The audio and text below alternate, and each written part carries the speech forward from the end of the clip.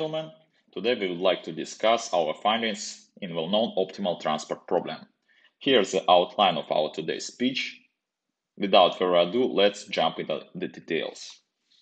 Optimal transport problem is on a high level a problem of deliverance from the producers to consumers, with a known cost of transportation from I to J, in such a way that the total transportation cost is minimized.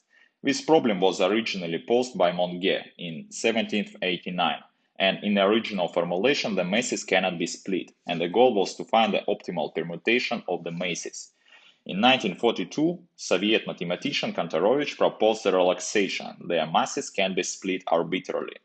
The problem of optimal transport arises naturally in various applications. With the known locations of mines and factories, one would like to deliver the ore in the shortest time with the minimal possible fuel consumption. In a Kantorovich formulation, one has a source and the target distributions, and the cost matrix of transportation of unit from I to J. The goal is to find the corresponding optimal assignment, such that the total cost is minimized. A resulting matrix of transportation is a joint distribution on a direct product of X and Y, such that marginals on each point Y and X are the given distributions A and B. Then the cost is expressed in the following way. In fact, it is a particular case of the more general case. Algorithms for numerical solution of the optimal transport problem existed long ago. However, this approach used the network simplex method, has a computational cost of O and cubic log n, so the algorithm scales rather badly with the increase of the size. Need for a faster approach.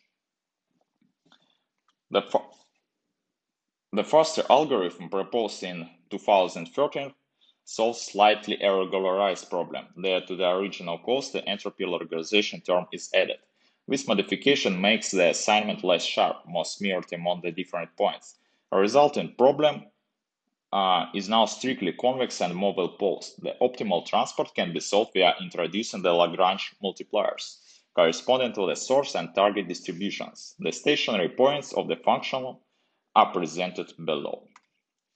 The exponent of f and j are called scaling variables, and for further convenience, we denote them by u and v. The resulting matrix has still to obey the constraint that the marginalization and the source and target distributions. And these constraints can be used to define the iterative algorithm for finding the optimal transport matrix. It can be shown these iterations converge, and scaling with the size of the matrix is better than in the aforementioned approaches. The theoretical estimate obtained rather recently is presented in the alert block. Convergence depends on the infinity norm of C, of the distance matrix and the regularization parameter. However, there is a room even for further improvement. Note that each iteration involves two Matvec operations with the cost of O n squared. For the case of large regularization parameters, couplings between more separate points would be exponentially suppressed. Hence, it is tempting to eliminate small in magnitude elements of the matrix exponent minus c divided by epsilon. We have considered two approaches: eliminate elements that are smaller than a certain threshold, or keep only some fixed number of largest elements in the columns and rows. In most likely cases, one can expect improvement by a factor of n, reducing the Matvec complexity to On. Another approach is a multigrid-like idea, at first clusterized in some way by means of agglomerative clustering, for instance points into clusters and put the net mass into the cluster, and then solve the problem on the coarser distributions. At the next stage, perform the refinement. For each cluster, take one or several most relevant to it and solve the transport problem on the subset, where one takes as a source distribution and cluster from A and one or several clusters as a target. After that, aggregate all the results.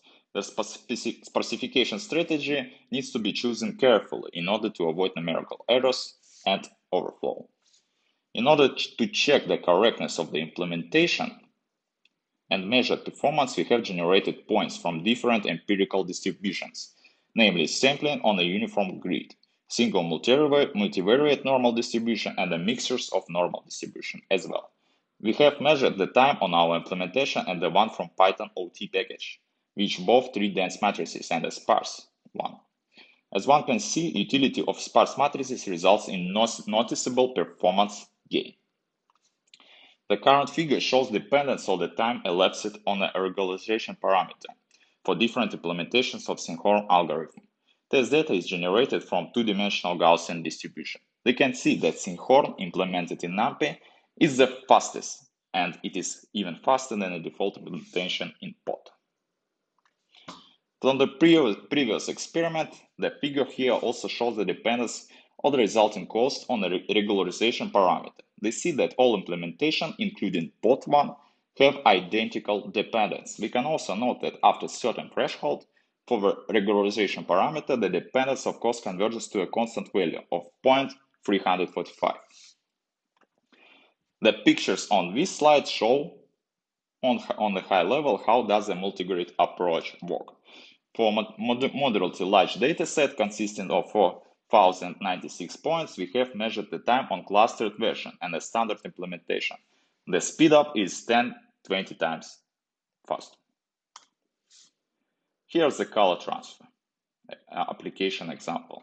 Sinkhorn algorithm can be applied to a problem of color transfer. We treat one image pixels as source of a resource, another image pixels as destination. Their resources should be transported. The distance between two pixels is defined by difference in their color. Our implementation of Sinkhorm algorithm solves color transfer problem with the same quality as the implementation of POT. The only difference is running time.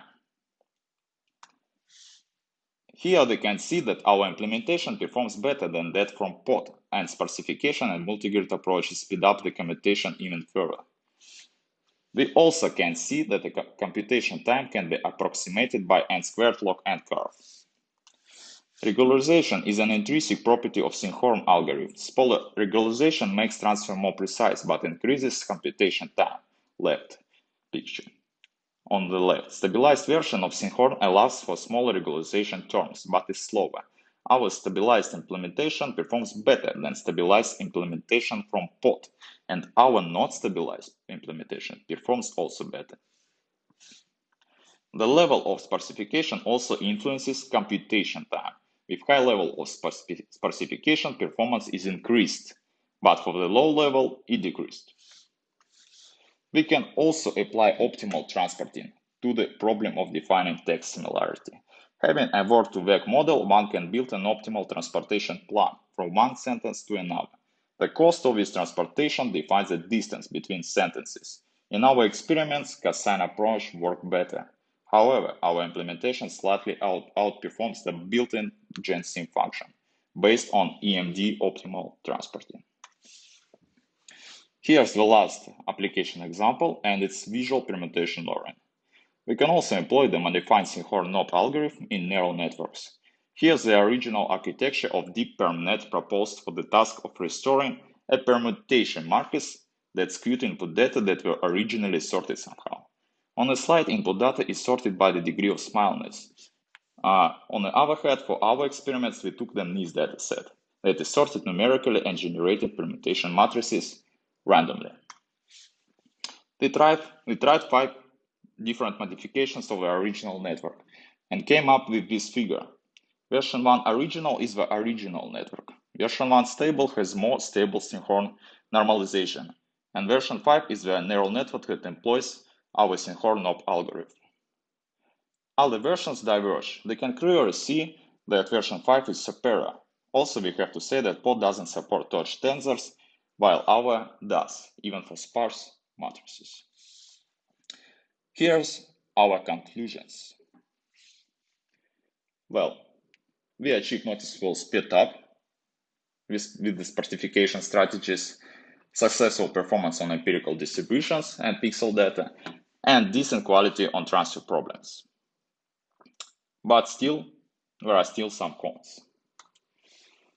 So, as the further improvements, we can suggest that the algorithm can be efficiently implemented on GPUs. And also we can search the parameters in a more educated way. And multi-grid approach is also very nice to have. So thank you for your attention and goodbye.